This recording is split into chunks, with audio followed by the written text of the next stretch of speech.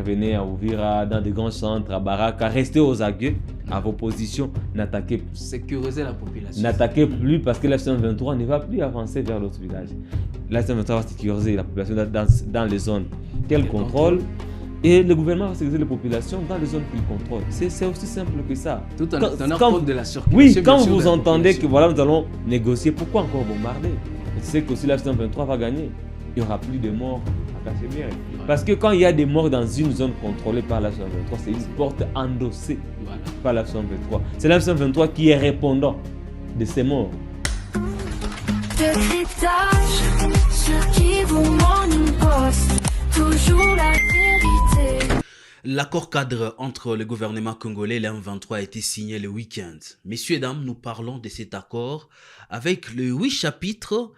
On mentionne également les éléments essentiels entre ce qui a été signé et ce qui se passe sur terrain. Également, la réaction déjà des deux parties, le gouvernement congolais qui a fait sa sortie médiatique, également l'M23 à travers son secrétaire permanent, Benjamin Bonipa, qui a précisé le contenu de cet accord, le point qu'on peut comprendre directement après la signature. Nous en parlons également dans cette émission. Le décryptage avec le journaliste de Kivu Morning Post, Fiston, avec nous sur ce plateau. Fiston, bonjour et surtout bienvenue. Bonjour, merci Blaise. Bonjour à ceux-là qui nous suivent également. Juste bonjour et bienvenue. Bon début de semaine. Bonjour Blaise, merci beaucoup. Bonjour à Fiston. Bonjour. Nous suivons en ce moment. Nous commençons la semaine avec une note importante parce que ça va nous permettre d'ouvrir d'autres champs d'analyse et de compréhension de la guerre à l'est de la République démocratique du Congo. Il s'agit de cette signature, de cet accord. Quelles réactions vous faites de cette signature au regard de tout ce qui a été dit? D'entrée des jeux, je voudrais d'abord faire une mention spéciale. Rappeler que c'est aussi une émission qui fait l'objet d'une mise à jour. Parce que nous avons été absents le week-end pour des raisons de tournage. On était à l'intérieur de la province pour faire des tournages. Des vidéos vont venir bientôt. On n'a pas pu actualiser notre émission de vendredi. C'est ce qui était la rétrospective. Voilà, c'était une rétrospective enregistrée vendredi. Ouais. On n'a pas parlé de l'accord cadre qui a été signé à Washington. En tout cas, toutes nos excuses à tous ceux qui nous ont suivis parce que l'émission n'était pas actualisée. Justement. Normalement, on devait parler de l'accord, mais on a parlé d'un blocage qui s'est enregistré jusqu'au vendredi. Jusqu'au vendredi, il y avait un suspense. La délégation de Kinshasa qui n'était pas encore arrivée jusqu'à vendredi. D'ailleurs, 1 heure avant la signature de l'accord, Lawrence Kanyuka, porte-parole de l'F-123, a fait une publication faisant état d'une absence de la délégation de Kinshasa jusqu'à 1 heure avant la signature. C'est-à-dire que nous avons fait cette émission le vendredi, la raison pour laquelle on n'a pas, en tout cas, été à jour. On y est déjà, avec force. Donc on est là parle pour de cet accord. Faire une mise à jour, parler de l'accord. Ce que moi j'ai noté, c'est d'abord une avancée très significative parce qu'il y a déjà deux points qui ont été traités dans l'accord des principes qui a été signé en juillet. Il y a la surveillance du cessez-le-feu, aussi la libération des prisonniers. Même si cela n'a pas été matérialisé sur le terrain, mais quand même, c'était une première étape. Il y a maintenant 6 autres points qui ont été traités, notamment la restauration de l'autorité de l'État, la justice, la relance économique, l'ouverture de l'accès humanitaire, l'identité, la citoyenneté, les retours des réfugiés. Ce sont des questions essentielles qui ouvrent la brèche des causes profondes. Mais ce que nous avons noté aussi, c'est cette réaction à chaud de Benjamin Bonipa, qui était le négociateur principal de l'F-123. Aussitôt l'accord cadre signé, il a fait une vidéo dans laquelle il a précisé qu'aucune clause contraignante n'accompagnait ce texte. C'est-à-dire que la situation sur le terrain ne va pas changer. Va rester tel quel. Va rester tel quel. Mais dans un autre communiqué du gouvernement congolais, Patrick Mouyaya précise que dans un bref délai, il y aura des changements tangibles sur le terrain et que conquête statu quo ne saura être tolérée. Maintenant, cette duplicité de communication, cette contradiction n'a pas arrangé la quiétude de l'opinion publique. Parce que pour les populations, notamment les citoyens lambda, les premières victimes de cette crise, l'action de savoir qu'est-ce qui va évoluer sur le terrain, est-ce qu'il n'y aura plus de combats, est-ce que la guerre va cesser, c'est ça la question principale. Mais quand on reste sur des termes techniques contenus dans des communiqués et que sur le terrain, il n'y a pas de changement, le peuple ou l'opinion risque d'être désorienté. C'est pourquoi je voudrais faire une proposition déjà à ce premier sujet. Il serait important qu'à chaque nouvelle étape franchie, qu'il y ait signature d'un communiqué conjoint. Où le gouvernement congolais parle le même langage. Et qu'il n'y ait plus cette contradiction. Côté M23, on parle des clauses non contraignantes. Côté gouvernement congolais, on parle des changements qui vont être observés sur le terrain. Et quelques heures après, il y a déjà une nouvelle contradiction sur la reverture de l'aéroport de Goma. Tshisekedi, dans le conseil des ministres, qui annonce d'ici fin de l'année la reverture de l'aéroport de Goma. La F-123 qui réagit avec un communiqué immédiatement pour faire une mise à jour pour dire que c'est le seul F-123 déjà qui peuvent discuter de cette réouverture. C'est-à-dire que les deux parties sur le papier semblent corroborer certains principes, mais sur le terrain, dans la réalité, c'est l'éternelle contradiction. C'est qu'on a toujours des Fiston, un accord cadre après l'accord de principe a été signé entre les deux parties. Ouais. C'était bonne nouvelle. D'ailleurs, vous allez gardez encore votre patience. Vous allez remarquer que quand même je me suis fait raser pour ça. C'était une célébration. Ouais. Bon, écoutez, nous sommes des professionnels de médias, mais s'il y a quand même quelque chose qui va dans le cadre de vouloir avantager la population, ça peut aussi réjouir tout le monde. Voilà ma nouvelle coiffure, ma nouvelle coupe en tout cas pour ça. Mais en effet, dans tous les cas, j'ai vu déjà les réactions de la France, que tout le monde est en train de saluer déjà cet avancée. Vous savez, depuis le 19 juillet 2025, pratiquement 4 mois, nous avons toujours parlé de cette élasticité de ce processus finalement de Doha. Et aujourd'hui, quand les deux parties s'engagent mutuellement à signer cet accord cadre, donc il y a quand même évolution sur la paperasse, je le précise également. Pourquoi sur la paperasse? Vous avez vu tout à l'heure ce que Jospin venait de mettre au premier plan. Il y a déjà une petite contradiction, mais ce qui est aussi intéressant pour moi, c'est de voir que les deux parties finalement comprennent que la solution militaire a complètement échoué pour pacifier l'Est de la République démocratique du Congo. Voilà la raison. Vous avez vu l'évolution même de ces processus de Doha. Le 15... ce week-end, bien sûr, procédé par la signature, en tout cas, c'est un signal fort. Nous espérons, en tout cas, que les deux parties vont respecter scrupuleusement ce qui a été dit, finalement, que ce soit sur la paperasse, même sur terrain. Vous allez vous souvenir que depuis le 14 octobre, il y avait cet accord qui parlait, bien sûr, de la cessation immédiate des hostilités, le cessez-le-feu qui devrait être observé, mais malheureusement, c'était une grande déception de constater que sur le terrain, il n'y avait pas. Mais ils sont revenus, vous allez lire le préambule de cet accord cadre, on est revenu sur tout le point, c'est ce qui m'intéresse un tout petit peu dans tout ça. Oui, les deux parties reviennent sur tout le point et s'engagent de bonne foi. Nous espérons qu'ils vont respecter tout ce qui a été dit, c'est très important, oui. Très bien. Alors, Jospin, il faut préciser que l'accord cadre n'est pas le texte final. L'accord cadre ouvre la voie aux négociations. Oui, les négociations vont suivre. D'abord, je salue la présence de Massad Boulos, le représentant américain. C'est-à-dire que les deux processus sont en train d'être combinés et il y a un point parmi les 8 qui concerne la question DDR et des FDLR. C'est-à-dire que comme déjà la question est balisée, le chemin est balisé, à Washington, ça va être facile. Ce que je dois aussi noter par rapport à la question que vous avez posée, c'est que les négociations vont prendre beaucoup de temps. Et Mbonipa l'a dit, le chemin est encore long parce que toutes les causes profondes vont être négociées. Ouais. Et ici, on parle des chapitres. Par exemple, quand on parle de la restauration de l'autorité de l'État, c'est un chapitre, mais il y a des sous-points. Comment cette autorité de l'État va être rétablie? Qui fait office d'autorité de l'État dans les zones sous contrôle de l'F-123? C'est l'administration de l'F-123. Comment ça va se passer? Est-ce que cette administration va être élaguée et on va amener une nouvelle administration de Kinshasa? Est-ce que ça va être combiné? Ce sont là les questions qui vont être négociées. La citoyenneté, l'identité des réfugiés congolais qui sont au Rwanda, dont on refuse la nationalité congolaise par l'opinion publique ou par certaines autorités. Ça va être négocié au cas par cas. Qui est réfugié congolais au Rwanda, qui ne l'est pas? Tout ce doivent être négocié. L'identité, ça fait toujours débat ici. On voit les personnes on les juge par leur faciès.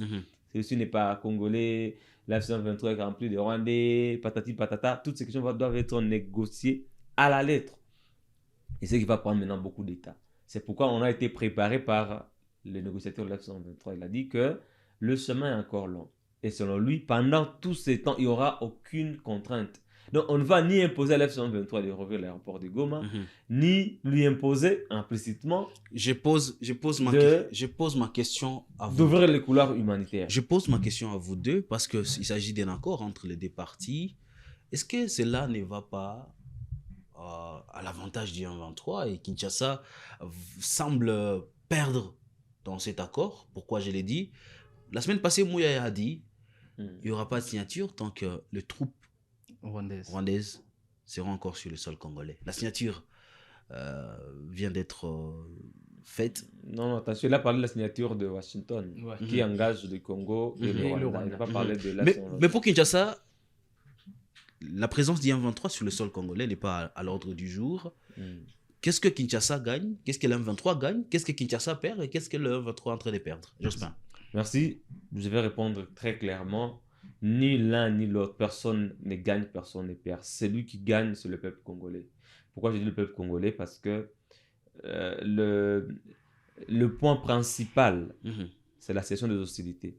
Imaginez, fiston, si aujourd'hui on s'est dit, même si les négociations allaient prendre 2 ans ou 3 ans, s'il n'y a pas de combat, il n'y a pas de problème.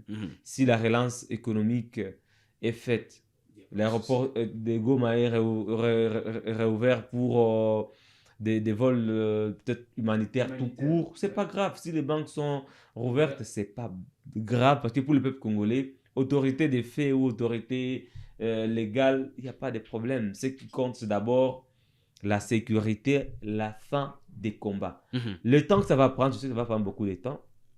Certains même pensent que Tshisekedi voudrait que ça aille jusqu'en 2028 pour qu'il quitte le pouvoir sans avoir travaillé dans une coalition avec la 123 pour qu'il se dédouane et qu'il laisse d'autres collaborateurs au sein de l'Union sacrée, l'opposition, aller au dialogue et c'est Senko pour maintenant faire cette transition après lui. Il va prendre beaucoup de temps. Ça n'engage que lui. Si c'est ça son intention, moi je le concède ça. Mais ce qui compte, l'avantage dans tout ça, Blaise et même Fiston, si on arrive à mettre fin aux hostilités, si ça ne tire plus, à Mahanga, à Kiatingue, à Kazinga, un peu partout à Bukombo, tant mieux.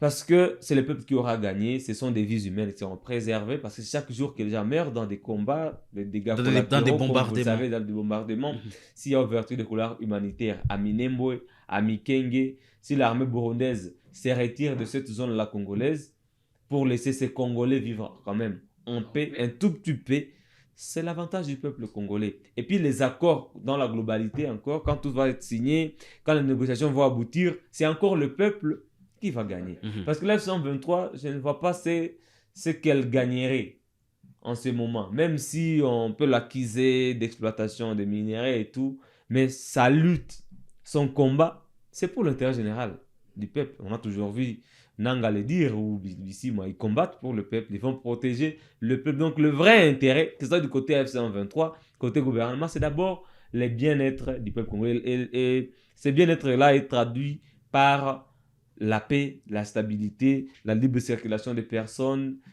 la libre circulation économique dans la sous-région d'abord.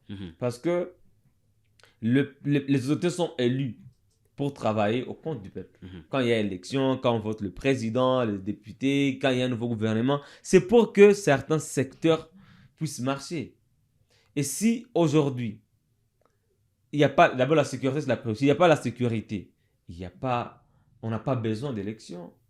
Dans le Masisi, depuis 2018, il n'y a pas eu d'élection, mais il y a la vie. Parce qu'aujourd'hui, les personnes peuvent marcher, peuvent se promener, même si ce sont des autorités de fait, mais quand même, il y a la vie. Parce qu'il n'y a pas d'affrontement. Donc, la priorité pour le peuple congolais, ce n'est pas élection ou transition ou quand est-ce que ça prend fin, c'est d'abord la fin des hostilités. En tout cas, pour moi, Blaise, si je n'entends plus qu'à Mahanga, il y a eu des combats, qu'à Kazinga, un peu partout. J'ai appris d'ailleurs que dans les Chabunda, il y a eu encore des combats hier, malheureusement. Mais si toutes ces hostilités cessaient, même si les négociations, on a déjà préparé le chemin, là, même si ça prenait 1 année, 2 ans et tout, ça ne sera pas grave. Qu'est-ce que Kinshasa gagne qu'est-ce que Kinshasa perd, qu'est-ce que l'M23 gagne, et qu'est-ce que l'M23 est en train de perdre dans tout ça? Très bien, merci Blaise. Au-delà de ce que vient de dire Jospin, c'est vrai qu'on peut avoir, c'est intéressant que la population puisse retrouver cette paix, mais papa, te vis bien ce qui se passe. Nous connaissons tous pourquoi la Est-ce qu'il y a ces risques alors que les textes versent qu'il ne puisse pas avoir des combats et que sur terrain, il puisse y avoir autre chose? Ben justement, les risques sera toujours là. Ce n'est pas la première fois que ça se passe, mais c'est ce que nous sommes en train de vouloir. Nous espérons à ce que cette fois-ci, les choses soient différentes, qu'il y ait au moins le respect de ce qui est en train d'être fait sur la paperasse. J'ai lu dans cet accord, on est en train de mettre la Constitution au cœur de l'accord en question. J'espère qu'on va respecter ce que dit la Constitution par rapport à tous les points qui ont été évoqués, que ce soit la restauration de l'État, de l'autorité de l'État, etc. Tout ce qui a été énuméré, on est en train de citer toujours la Constitution et les deux parties ont lu minutieusement, objectivement, la Constitution. Le fondement, même ce que contient le contenu même de cet accord. Alors, Maman gagné Blaise, F-123 dans la démarche sur le plan politique, F-123 ils ont des revendications, où ils toujours. Alors, bango soki bakoki ko signer le wana, c'est que quand même quelque part il faut quand même toyokana. S'ils parviennent déjà à signer, c'est qu'il y a déjà quelque chose pour dire que non, quand même là on peut signer. Donc quelque part on peut dire que non, c'est que marambo mi bien, toko tchanabiso mokolo tonabiso, les choses vont évoluer. Alors Kinshasa, qu'est-ce qu'il fait?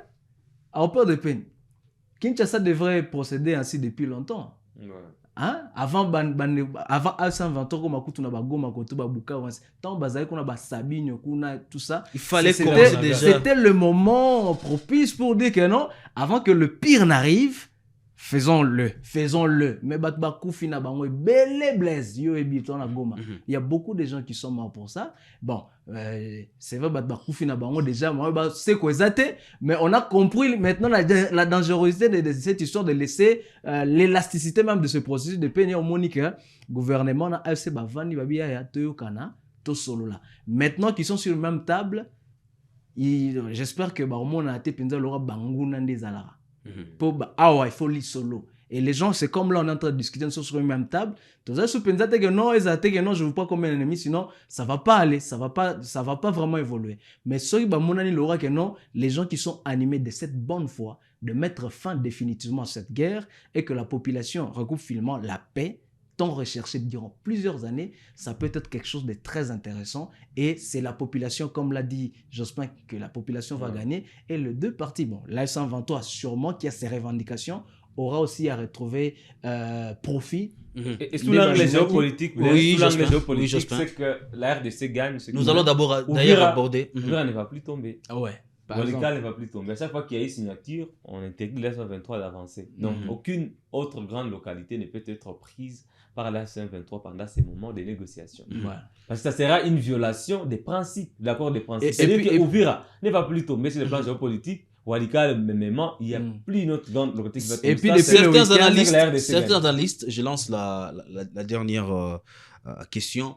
Certains analystes pensent que les Ouazalendo, qui font partie également de ces conflits, devront participer à Doha et être considérés pour avoir une paix définitive. D'autres pensent que le Burundi devrait partir, hostile au M23 d'ailleurs, le M23 qui n'arrive pas à digérer la présence du Burundi dans cette zone, sur le plan géopolitique. Est-ce que les accords internes seront refaits? Non, la question du Burundi est traitée aussi à Doha. Parmi ces revendications, la M23 a demandé le départ des troupes étrangères. Et en première position, il y a l'armée burundaise. C'est-à-dire que si le gouvernement accepte de signer cet accord de principe, si le gouvernement accepte de rentrer à la table de négociation avec la 123, il doit faire partir l'armée burundaise. Ça sera facile. Ça sera facile. Il suffit de demander à l'armée burundaise. Où est la menace? On demande aux deux parties de celles aux sociétés. Tu sais que depuis qu'Amagno, la 123 ne va plus avancer. Et les troupes congolais ne vont plus aussi avancer vers Bukavu ou vers d'autres zones contre la 123. C'est-à-dire qu'il n'y a plus intérêt à garder l'armée burundaise sur le sol congolais. Mais en même temps, il faudrait aussi qu'il y ait peut-être un forum national. J'ai suivi ce matin qu'il y a un chef rebelle d'un mouvement Ouvira qui avait été appelé à Kinshasa. Il est rentré à Ouvira. Il faudrait que tous les chefs de Wazalendo soient rappelés à Kinshasa dans un forum national, RAD, avec le ministre de l'Intérieur, le gouvernement, pour qu'on dise nous voulons avancer dans ces processus de Doha. S'il vous plaît, cessez les hostilités. Revenez à Ouvira, dans des grands centres, à Baraka, restez aux aguets, à vos positions, n'attaquez plus. Sécuriser la population. N'attaquez plus parce que l'F-123 ne va plus avancer vers l'autre village. L'F-123 va sécuriser la population dans les zones qu'elle contrôle. Et le gouvernement va sécuriser la population dans les zones qu'il contrôle. C'est aussi simple que ça. Tout en tenant compte de la circulation. Oui, quand vous entendez que voilà, nous allons négocier, pourquoi encore bombarder? Tu sais que aussi la F-123 va gagner. Il n'y aura plus de morts à Cachemire. Parce que quand il y a des morts dans une zone contrôlée par la F-123, c'est une porte endossée par la F-123. C'est la F-123 qui est répondant de ces morts. Donc, c'est que la F-123 aussi va gagner sous un autre angle. C'est qu'il n'y aura plus de morts, il n'y aura plus de bombardements. Parce que si demain après demain, nous entendons que les avions de chasse survolent encore les airs d'une zone par la F-123 pour les bombarder, nous allons le dénoncer ici. Parce qu'ils se sont entendus là-bas, voilà. Nous allons suivre de près ce qui va se passer. Si nous attendons que la F-123 est allé encore bombarder aussi une zone, on va revenir. On va se revenir pour dire attention. On va en tout cas. En tout cas, afin de Bolobi qui est bon. Vous acceptez pour parler, pour régler pacifiquement ces conflits. Pourquoi encore des combats? Mais si nous entendons que ce sont des Wazalendo qui sont allés attaquer la F-123, qui a eu riposte, on va prendre encore le gouvernement pour responsable. Parce que c'est le gouvernement qui gère les Wazalendo. C'est pourquoi je demande qui est Fiston, est-ce que les accords internes seront revus? Parce qu'il y a un accord signé avec le Burundi qui justifie sa présence sur le sol congolais. Il y a des accords signés avec les Wazalendo pour être sur les soutenir les FARDC. Maintenant que nous sommes sur une phase où on veut vraiment avoir une paix, mais une paix durable, est-ce qu'on va revoir tout ça? Ndeko Blaise, il y a une chose au Banisanga. Vous avez vu comment ce que c'était grave. Alors moi je pense que c'est très important, Blaise, Bakondi, Yamapinga.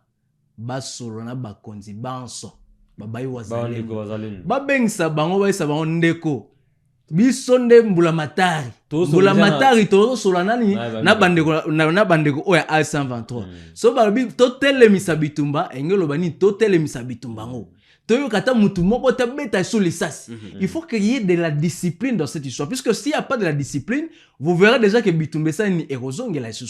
Et là ça sera déjà un péché contre cet accord cadre au Balobeliana. Donc c'est très important. Au Lobela mamba ya bande ko ya Burundi.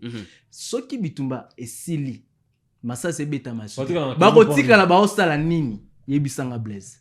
Wazalendo bakotika na bango nde j'espère lobi bana musala ko sécuriser population na ba zone les forces burundaises aident le FARDC ya ko combattre A123. Mais ceux qui babi ce sont les hostilités na moni je ne vois pas ce que ferait le force burundaise sur le sol congolais. Autrement dit barosani babia nde boyokani boy nous sommes venus en appui vous soutenir. Quand vous êtes en train de Rosola Kuna, bon, nous, on va. Frontière, et puis nous, on observe jusqu'à 5 heures total au Bandasus. Mais c'est très important que les gens, quand même, respectent les Wazalendo surtout.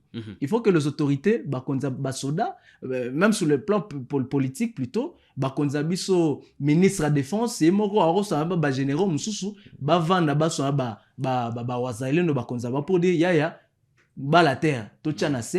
Masolo et Salema. Et on va voir ce qui va se passer sur le terrain. C'est possible. On l'a vu dans les Lubero, les Wazalendo ont respecté les consignes des autorités.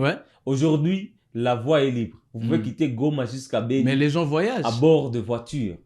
Sans problème. Parce que les Wazalendo respectent leurs lignes. Ils savent qu'à partir d'ici, c'est nous qui contrôlons. C'est nous qui gérons la sécurité. Et il est interdit d'attaquer. Il est interdit d'attaquer. Là, F-123, tu sais que nous arrêtons par ici. Et ça se passe très bien. Très bien. Il faudrait que dans les ils sont de l'autre côté.